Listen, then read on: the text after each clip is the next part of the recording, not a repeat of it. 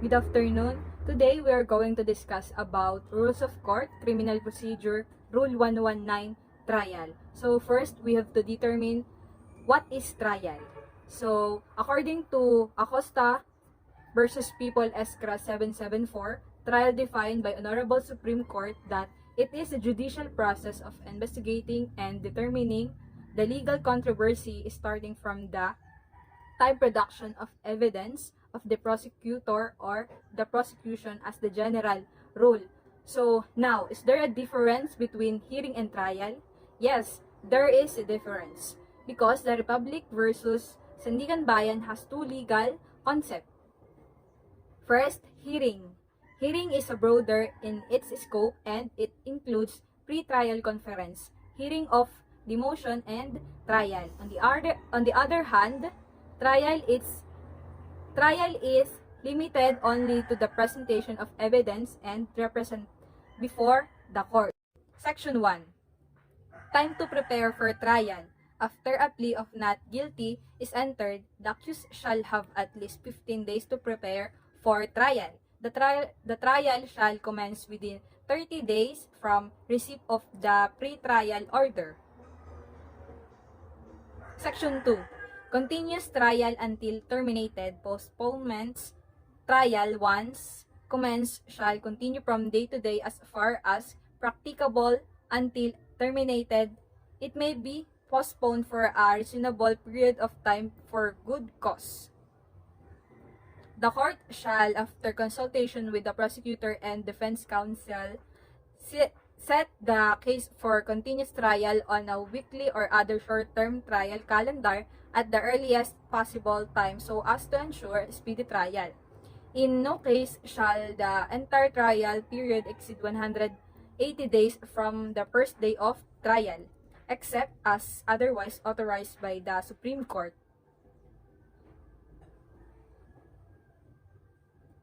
The time limitations provided under this section and the preceding section shall not apply where special laws or circulars of the Supreme Court provide for a shorter period of trial.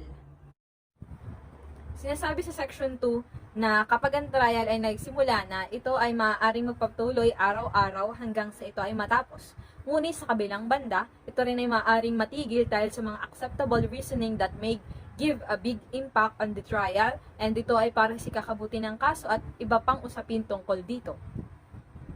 Ang mga limitasyon sa oras na ibinigay sa ilalim ng seksyong ito at ang naunang section ay hindi dapat ilapat kung ang mga special law o mga circular ng court ng Supreme Court ay nagtatakda ng mas maikling panahon ng paglilitis sapagkat sa maaaring dahilan kung lalagpas man sa itinakdang oras o panahon ng mga nangungusap dito ay maaaring magkaroon ng paglabag sa batas ukol sa seksyong ito. Section 3. Exclusions. The following periods of delay shall be excluded in computing the time within which trial must commence. Letter A. Any period of delay resulting from other proceedings concerning the accused, including but not limited to the following. Number 1. Delay resulting from an examination of the physical and mental condition of the accused. Number 2. Delay resulting from the proceedings with respect to other criminal charges against the accused. Number 3. Delay resulting from extraordinary remedies against interlocutory orders. Number 4. Delay resulting from pre-trial proceedings, provided that the delay does not exceed 30 days. Number 5. Delay resulting from orders of inhibition or proceedings relating to change of venue of cases or transfer from other courts. Number 6.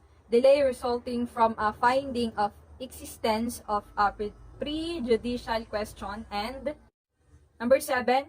Delay reasonably attributable to any period not to exceed 30 days during which any proceeding concerning the accused is actually under advisement. Letter B.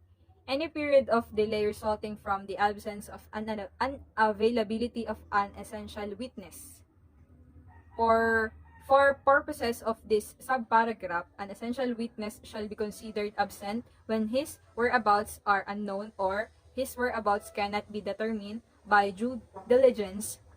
He shall be considered unavailable whenever his whereabouts are known but his presence for trial cannot be obtained by due diligence. Letter C. Any period of delay resulting from the mental incompetence or physical inability of the accused to stand trial. Letter D. If the information is dismissed upon motion of the prosecution and thereafter a charge is filed against the accused for the same offense. Any period of delay from the date the charge was dismissed to the date the time limitation would commence to run as to the subsequent charge had there been no previous charge. Letter E. A reasonable period of delay when the accused is joined for trial with a co-accused over whom the court has not acquired jurisdiction or as to whom the time for trial has not run and no motion for separate trial has been granted. Letter F.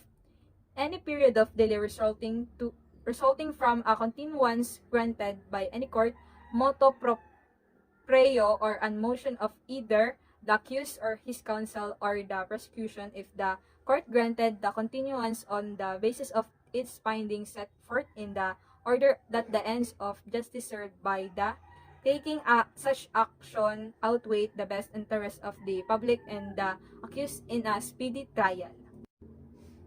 Section 4. Factors for granting continuance. The following factors, among others, shall be considered by a court in determining whether to grant a continuance under Section 3, Paragraph F of this rule.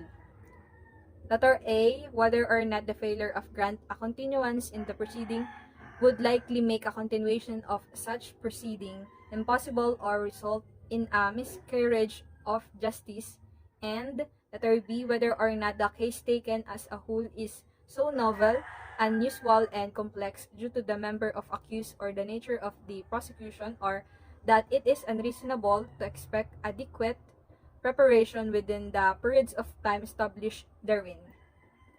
In addition, no continuance under Section 3, Paragraph F of this rule shall be granted because of congestion of the court's calendar or lack of diligent preparation or failure to obtain available witnesses on the part of the prosecutor. Section 5. Time limit following an order for new trial. If the accused is to be tried again pursuant to an order for a new trial, the trial shall commence within 30 days from notice of the order, provided that if the period becomes impractical due to an unavailability of witnesses and other factors, the court may extend but not to exceed 180 days. For the second 12-month period, the time limit shall be 180 days from the notice of said order for new trial. Section 6. Extended time limit. Notwithstanding the provisions of Section 1, Paragraph G, Rule 116, and the preceding Section 1, for the first 12 calendar month period following its effectivity on September 15, 1998, the time limit with respect to the period from arraignment to trial imposed by said provision shall be 180 days. For the second 12-month period, the time limit shall be 120 days. And for the third 12-month period, the time limit shall be 80 days. Section 7. Public attorney's duties where accused is imprisoned. If the public attorney assigned to defend the person charged with a crime knows that he latter is preventively detained either because he is charged with a bailable crime but has no means to post bail, or is charged with an unbailable crime, or is serving a term of imprisonment in any penal institution, it shall be his duty to do the following. Letter A. Shall promptly undertake to obtain the presence of the prisoner for trial or cause a notice to be served on the person having custody. Sa Section 7, sinasabi dito ang mga tungkulin ng isang pampublikong abogado kung saan ang accused ay nakakulong. Kung ang accused ay nakakulong at sinampahan siya ng isang krimen na maaring piyansahan, ngunit walang paraan upang makapagpiyansa o kinasuhan ng isang krimen na hindi mapapiyansahan, ay nagsisilbi ng isang term ng pagkakakulong sa anumang penal institution. Ang magiging tungkulin niyang gawin ng isang public attorney ay ang mga sumusunod. Dapat kaagad na isagawa upang kunin ang presensya ng bilanggo para sa paglilitis o magdulot ng pangunawa na ihatid sa taong may pag-iingat na nangangailangan ng gayong tao na payuhan ang taong nakabilanggo ng kanyang karapatan at humiling ng paglilitis. Letter B. Sa pagtanggap ng pabatid na iyon, ang tagapangalaga o ang public attorney ng isang bilanggo ay dapat kaagad na payuhan ang accused ng paratang at kanyang karapatang humiling ng paglilitis kung sa anumang oras pagkatapos noon ay ipaalam ng accused sa kanyang tagapag-alaga o sa kanyang public attorney na hinihingi niya ang gayong paglilitis. Ang huli ay dapat magdulot ng abiso sa epekto na iyon na maipadala kaagad sa public attorney. Letter C. Sa pagtanggap ng naturang pangunawa, ang pampublikong abogado ay dapat agad na humingi ng presensya ng bilanggo para sa paglilitis. Letter D. Kapag ang tagapangalaga ng bilanggo ay nakatanggap mula sa pampublikong abogado ng isang wastong suportadong kahilingan para sa pagkakaroon ng bilanggo para sa layunin ng paglilitis, ang bilanggo ay dapat gawin ng naayon. Section 8. Sanctions. In any case in which private counsel for the accused, the public